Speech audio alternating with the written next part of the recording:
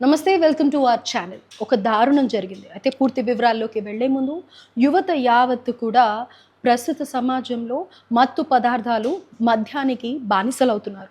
సరదాగా మొదలుపెట్టి అవి కాస్త అలవాటుగా మారి వాటి నుంచి బయటపడలేక కుటుంబాలని నాశనం చేసుకుంటున్నారు. అటు ఫైనాన్షియల్‌గా కానీ, సొసైటీలో కానీ పేరు లేకుండా ఏం చేయాలో దిక్కుతోచని పరిస్థితుల్లోకి వెళ్తున్నారు. అయితే ఇప్పుడు నేను చెప్పే స్టోరీలో కూడా అసలు సంగారెడ్డి జిల్లా కొల్లూరు పోలీస్ స్టేషన్ పరిధిలో జరిగిన ఈ సంఘటన అందరినీ భయభ్రాంతులకి గురి చేస్తోంది. ఆశ్చర్యాన్ని కలిగిస్తోంది. అయితే కొల్లూరు తెల్లాపూర్లో దేవి విలాస్‌లో ఒక ఘటన జరిగింది. తల్లిని అమానుషంగా కొడుకు చంపేశాడు. మత్తు పదార్థాలకి, మాదక ద్రవ్యాలకి అలవాటు పడ్డాడు. అయితే ఆస్తి కోసం అని చెప్పి తల్లిని చిత్రహింసలు పెట్టి చంపాడు. అసలు ఏం జరిగింది, ఎప్పుడు జరిగింది, ఏంటి అన్న పూర్తి వివరాలు ప్రస్తుతం మన రిపోర్టర్ తేజ లైన్‌లో ఉన్నారు. అడిగి తెలుసుకుందాం. హలో తేజ. వచ్చేసి కొల్లూరు పోలీస్ స్టేషన్ పరిధిలో జరిగింది. సో సంగారెడ్డి జిల్లాకు వస్తుంది ఇది. అయితే తన తల్లిని అతి దారుణంగా 8 సార్లు కత్తిపోట్లు తన శరీరంలోకి దించి అతి కిరాతకంగా ప్రవర్తించి తన తల్లిని హతమార్చి హత్య చేశాడు. ఈ ఘటన తెల్లవారుజామున 4 గంటలన్నర ఆ ప్రాంతంలో జరిగిందంటూ కూడా పోలీసులు అయితే భావిస్తున్నారు. అయితే చుట్టుపక్కల వారికి కూడా తెలియకుండా అతను చాలా పకడ్బందీగా ప్లాన్ చేశాడే హతమార్చి చంపేశాడంటూ కూడా చెప్తున్నారు.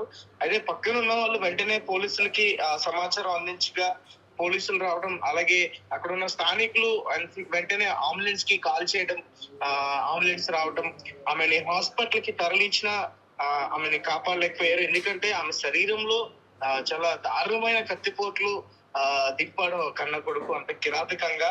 సో ఆమె చికిత్స తీసుకుంటూ హాస్పిటల్లో చనిపోయింది.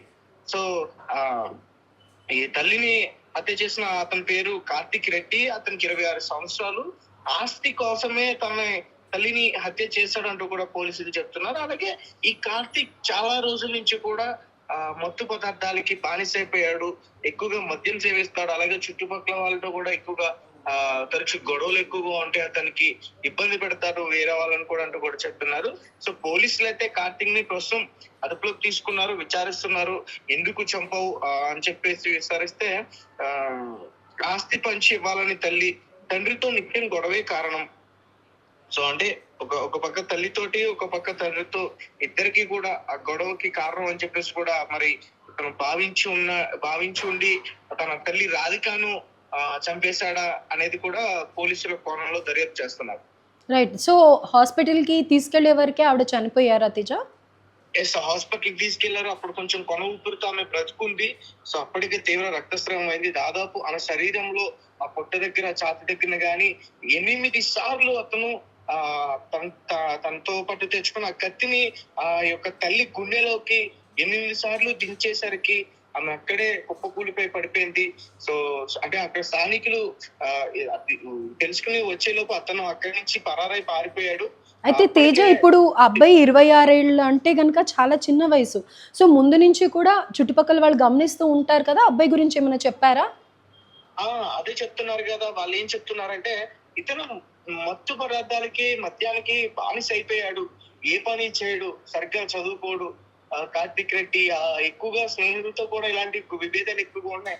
చుట్టుపక్కల వాళ్ళతో కూడా ఎటువంటి చిన్న చిన్న గొడవలు పెట్టుకుంటాడు. ఈ షాప్స్ దగ్గర ఏదైనా తీసుకుంటా కూడా మనీ ఇవ్వడు. అడిగితే గొడవ పెట్టుకుంటాడు. అంటే చాలా రకాలుగా ఇతనికైతే అక్కడ బ్యాడ్ నేమ్ ఉంది. సో అంటే మరి అతనితో ఫ్రెండ్స్ గాని లేకపోతే చుట్టుపక్కల ఎవరు గాని అతనితో ఎక్కువగా మాట్లాడిన పరిస్థితి కూడా ఉండదట అక్కడ ఉన్న స్థానికులు చెప్తున్నది. సో అంటే ఇతను ప్రభుత్వం కూడా అలానే ఉంది. ఎందుకంటే తను బెదిరించడం, మత్తు పదార్థాలు తీసుకొని బెదిరించడం, ముఖ్యంగా డైలీ వాళ్ళ తల్లిని తిట్టడం, కొట్టడం కానీ ఇటువంటివి చేయడం.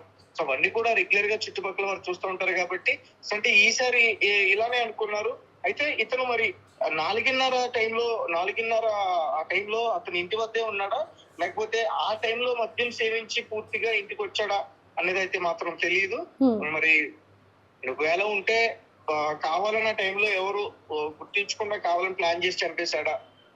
సో ఈ విషయం తెలుసుకోవడం వల్ల అక్కడి నుంచి పారిపోయాడు. ఒకవేళ తన తల్లిని చంపేసిన తర్వాత ఆ బాడీ ఏమైనా మార్చేద్దాం, బాడీ ఎవరికి కనిపించకుండా మొత్తం కూడా ఆనవాళ్ళు లేకుండా చేయాలనుకున్నారు. ఆనవాళ్ళు లేకుండా చేసే ప్రయత్నాలు కూడా మనోడు ఖచ్చితంగా చేసి ఉండొచ్చు అని నేను అనుకుంటున్నా.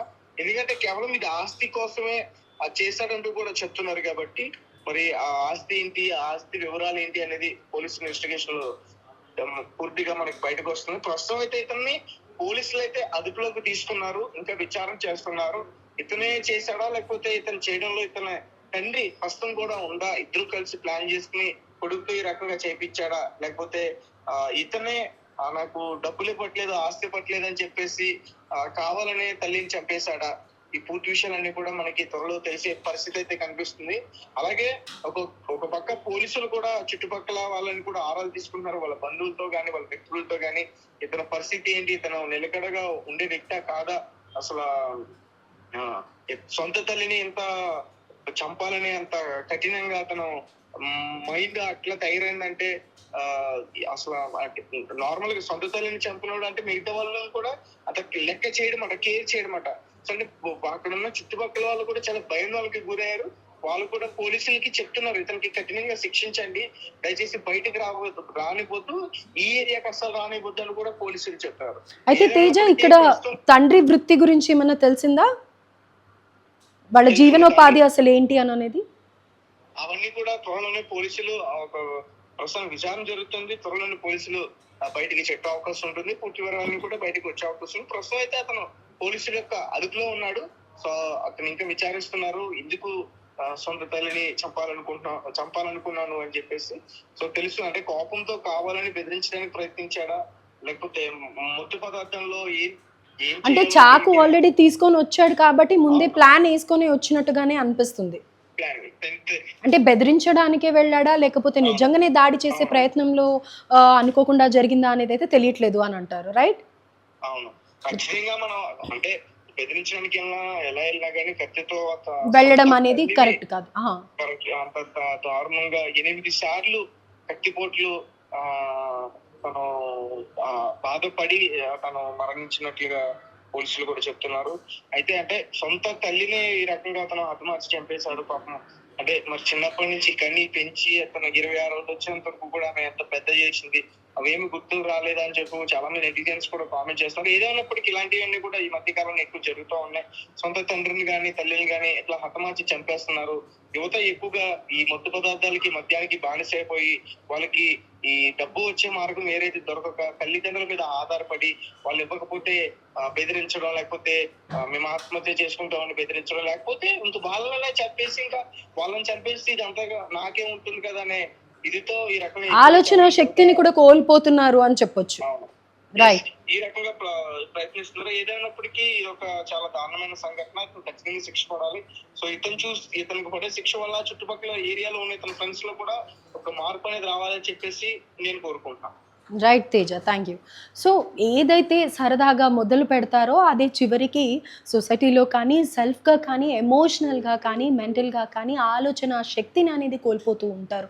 సో అలాంటి సందర్భాలలో ఏం చేస్తారు అనేది వాళ్ళకే తెలియకుండా అనుకుని సిచ్యువేషన్స్లో ఇలా ఇరుక్కుపోతుంటారు. ఏదేమైనప్పటికీ డబ్బుల కోసం అని చెప్పి తల్లిని విచక్షణ రహితంగా చంపడం అనేది మానవతా దృక్పథం కాదు. డెఫినెట్గా ఇది యావత్ యువత కూడా తెలుసుకోవాల్సింది. అయితే ఈ ఒక ఇన్సిడెంట్తో డెఫినెట్గా ఆ చుట్టుపక్కల వాళ్ళు కానీ లేకపోతే తెలిసిన వాళ్ళు కూడా అబ్బాయి ముందు నుంచి కూడా వీటన్నిటికీ అడిక్ట్ అయిపోయి మాదక ద్రవ్యాలకి ప్రవర్తనా పరంగా కూడా సరిగ్గా లేడు అని చెప్పేసి చెప్తున్నారు. అయితే పోలీసుల విచారణలో ఇంకా విచారణ జరిగే క్రమంలో ఇంకా కార్తిక్ రెడ్డి గురించి తెలిసే ఆస్కారం ఉంది. Stay tuned for more updates.